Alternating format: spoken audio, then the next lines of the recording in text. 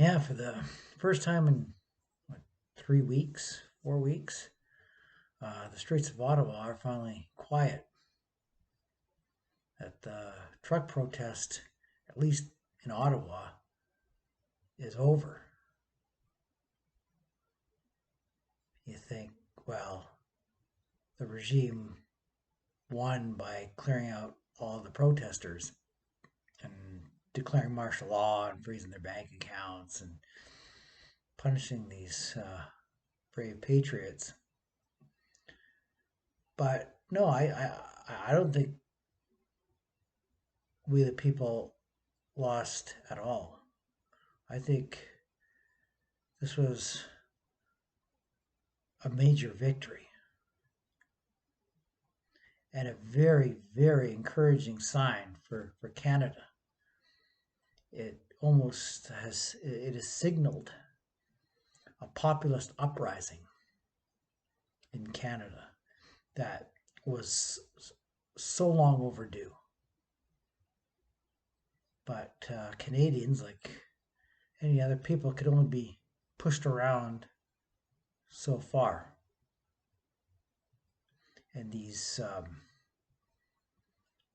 COVID mandates, these vaccine passports, and these mandates dragging on 2 years after the fact, after it was supposedly 2 weeks to flatten the curve, and yet these unconstitutional vaccine passports and mask mandates and all this nonsense. People just had enough. It was kind of the straw that broke the camel's back. Now, and a strong factor to all of this, which the left will acknowledge, but conservatives want to deny the fact that there's a racial undercurrent to this. Now, of course, like I said, the far left will gladly, willingly acknowledge this. And actually, they're right. There is a racial undercurrent. Like, not all, but the vast majority of these protesters in Ottawa and right around Canada are white working class people. But mostly white. Yeah, sure, there are non-whites interspersed in the crowd. No doubt about it. But I can't help but think that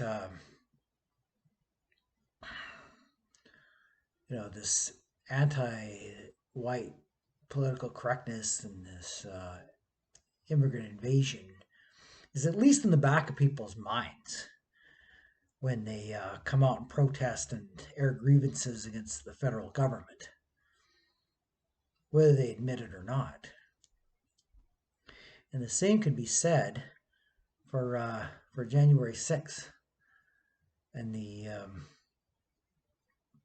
and 5 years ago when Donald Trump was elected.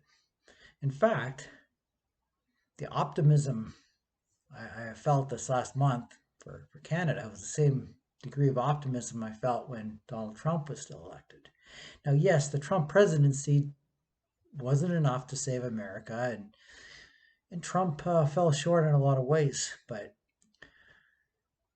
the encouraging thing for me about the Trump election is that white people finally voted as a bloc and got a president who at least was not anti-white elected. And this threatened the regime so much so that they rigged the 2020 election. They stole it. They stole it from Trump, and that's why people were so angry on January 6th.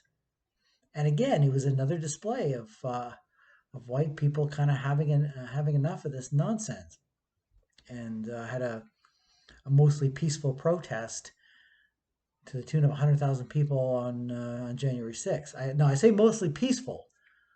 There was violence at this protest, namely the cold-blooded assassination of an unarmed Trump supporter named Ashli Babbit by a black cop who's never been brought to justice for this, and probably won't unless there's a regime change. And there was 4 other protesters that were killed by police that day that it wasn't as spectacular as the Ashli Babbit assassination, but there were still 4 other protesters killed. As far as Brian Sicknick, he died of a stroke the next day. He didn't die at that rally. Now, luckily, there was no one killed by the police in Ottawa this weekend, although they were brutal at times. And I think some of these police were UN police by the looks of it. And this whole episode kind of exposed Justin Trudeau for the tyrant and authoritarian that he is, which is a good thing. And another thing that I find is, like going to these rallies myself, is that there's a big distrust of the government and the media. And it just happens that the government and the media are 2 of the biggest agitators or 2 of the biggest forces behind this current white genocide. And the fact that people don't trust the media or the government. In fact, journalists from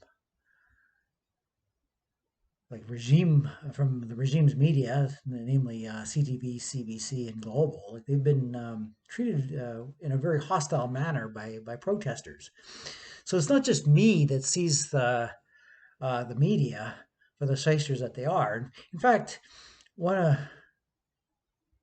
Donald Trump's greatest accomplishments is when he rightfully pointed out that the media are the enemy of the people. Like, if nothing else, he at least did that, spoke that truth to power. So, yeah, it's been a very, very encouraging month for Canadians, and hopefully our American brethren will follow suit and have a convoy of their own, which they're planning, and I guess we'll wait and see. But yeah, things. I know things aren't happening maybe as quickly as I would like, and of course, race is not, and white genocide is not front and center in these populist movements, but it is like brewing beneath the surface, and anytime we see something like this truck convoy or the protest on January 6th, it's a good sign. It's a sign that our people are indeed waking up, and that good people have had enough, decided to do something.